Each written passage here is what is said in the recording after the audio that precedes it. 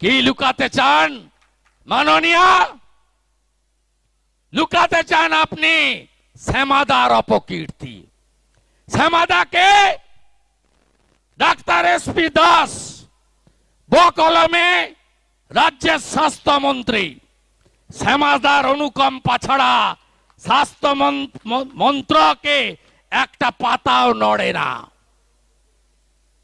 শ্যামাদাকে মুখ্যমন্ত্রীর personal physician কাম very closest personal friend. যত দিন যাবে শ্যামাদার কীর্তি পশ্চিমবঙ্গের লোক দেখতে পাবেন।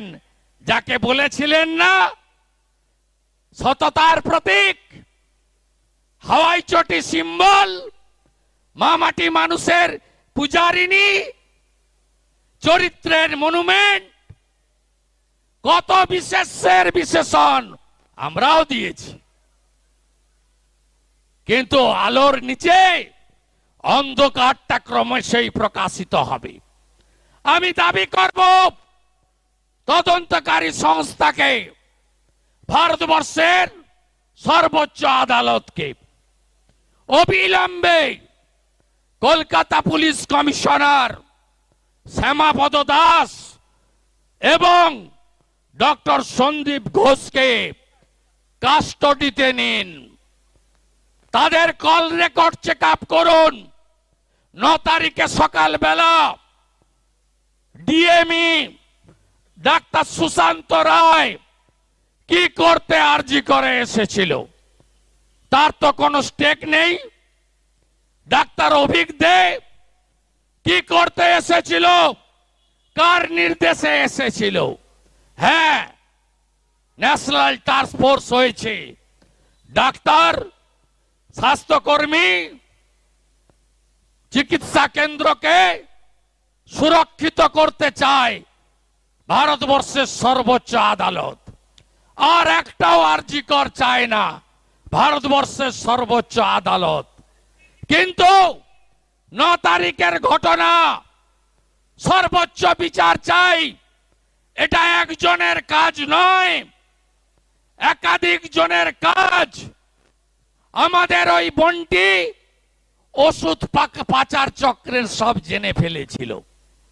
সন্দীপ ঘোষের কুকর্ম জেনে গেছিল, ড্রাগ র্যাকেট জেনে ফেলেছিল। তাকে খুন করার উদ্দেশ্যেই এই পরিকল্পনা। তাই 9 তারিখের ঘটনা আমরা হাইকোর্টে গিয়ে মেনশন করি। প্রধান বিচারপতি লিভ গ্র্যান্ট করে পরের দিন ফার্স্ট হিয়ারিং হয়। আমাদের পিটিশন, আমি ডক্টর অর্চনা মজুমদার, তরুণ জ্যোতি তেওয়ারি, আরেকটা পিটিশন কৌস্তব বাগচি সহ আরো একাধিক পিটিশন ছিল। পিতৃদেব আইনজীবী বিকাশ রঞ্জন ভট্টাচার্যকে একটার সময় যখন ফাইনাল হিয়ারিং হয় তখন তাকে ভোকালতনামা দেন, পরিবার যুক্ত হন।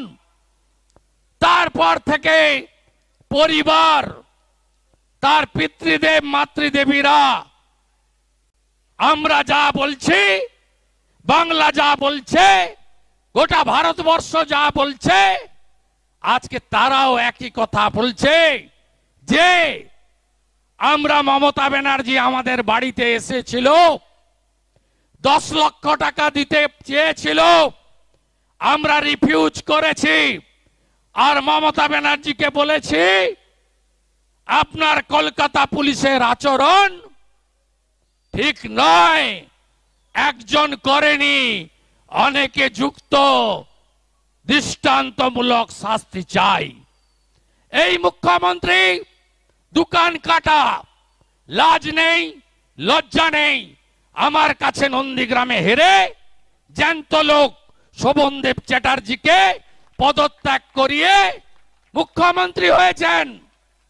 এই মুখ্যমন্ত্রী বলছেন 10 লাখ টাকা তো দেওয়াই যেতে পারত। ছি ছি মমতা ব্যানার্জি, ছি। তাই এই লড়াই লড়তে হবে আমাদের। সলিউশন একটাই, দাবি একটাই, দফা এক, দাবি এক, মুখ্যমন্ত্রীর পদত্যাগ। এর কোনো বিকল্প নেই, এর কোনো বিকল্প হতে পারে না। বামপন্থীরা সাইনবোর্ড হয়ে গেছে, ঘোলা জলে মাছ ধরতে চায়। এদের একটাই কাজ, সারা বছর কখনো বলবে উই ওয়ান্ট জাস্টিস, কখনো বলবে চোর ধরো জেল ভরো, আর যখন ভোট আসবে তখন বলবে no vote to Modi, no vote to BJP. Hindu vote কাটো আর চোর মমতা, ধর্ষকদের নেত্রী মমতা, খুনিদের নেত্রী মমতা এই রাজ্যকে রসাতলে গাড্ডায় পাঠিয়ে দেওয়া মমতা ব্যানার্জিকে ক্ষমতায় রাখার কাজটা এই বামপন্থী তথাকথিত সাইনবোর্ড হয়ে যা লোকেরা করে।